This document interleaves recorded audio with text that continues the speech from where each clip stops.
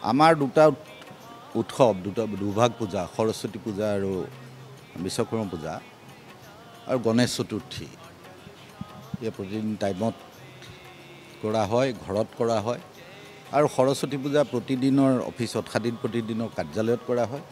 বিশ্বকৰ্মা পূজা কেন্দ্ৰীয়ভাৱে ছপাশালত কৰা হয়, কিয়নো এই ছপাশালটোৰ লগত সাংবাদিক, সংবাদকৰ্মী, ছপাশালৰ কৰ্মী সকলো জড়িত হৈ থাকে। আৰু পূজাৰ নেতৃত্ব লয় ইয়াত মূল পূজা পূৰ্বে জয়ন্ত বৰুৱাই তেখেতে সংকল্প লৈছিল, পূজা কৰিছিল। এতিয়া তেখেতৰ পুত্ৰ যোৱা 3 বছৰ ঋষি বৰুৱা, 7 দিন প্ৰতিদিনৰ সঞ্চালক ঋষি বৰুৱাই হাত ধৰে। দিল্লীত আমাৰ কনক্লেভৰ এটা অনুষ্ঠান আছিল, তেওঁলোক কালি ৰাতি আহি পাইছেহি।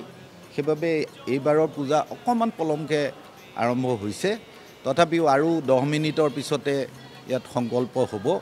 ইতিমধ্যে মনোজ, আমাৰ নিয়মীয়া পুৰোহিত, তেখেতে এই গোটেই কাম কাজ তদাৰক কৰে। মনোজে কাম কাজৰ তদাৰক কৰি আছে। আৰু মই সদায় ইয়াত ভাগ লৈ অতিকে আনন্দিত। আৰু ময়েই নহয়, 7 দিন প্ৰতিদিন টাইমৰ সকলো সাংবাদিক, সংবাদকৰ্মী, বিভিন্ন কাৰিকৰী ক্ষেত্ৰখনৰ লোক, ছপাশালৰে হওক, কম্পিউটাৰৰে হওক, টেকনিকেল টিমৰ মানুহেই হওক, সকলো ইয়াত জড়িত হয়।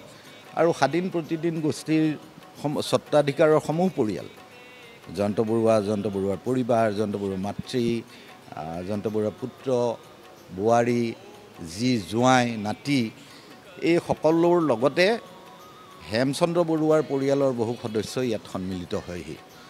এই দিনটো আমাৰ কাৰণে অতিকে গুৰুত্বপূৰ্ণ। আৰু মই নিজেও সদায় ইয়াত জড়িত হ'বলৈ পাই নিজকে সৌভাগ্যৱান বুলি ভাবোঁ। ময়ো সদায় আৰম্ভণিৰ পৰা ইয়াত শেষলৈকে থাকোঁ। আৰু আজিও কিছু সময়ৰ পিছতে সকলো আহি ইয়াত উপস্থিত হ'ব। প্ৰতিদিন টাইমৰ পৰা আহিব। আপোনালোক আহিছেই। আমাৰ পাব্লিকেশ্যনৰ টীম থাকিব, প্ৰেছৰ গোটেই টীম থাকিব, ডেস্কৰ গোটেই টীম থাকিব, ৰিপৰ্টিঙৰ গোটেই টীম থাকিব, টেকনিকেল টীমৰ গোটেই মানুহখিনি থাকিব, কেমেৰা পাৰ্চন থাকিব। সকলোৱে মিলি আৰু আমন্ত্ৰিত অতিথিসকলক লৈ আমি এই পবিত্ৰ বিশ্ব নিৰ্মাতা শ্ৰী শ্ৰী বিশ্বকৰ্মাৰ পূজাভাগ অতি উলহ মালহেৰে, আনন্দৰে আৰু আধ্যাত্মিকতাৰে পূৰ্ণ হৃদয়েৰে সম্পন্ন কৰিম।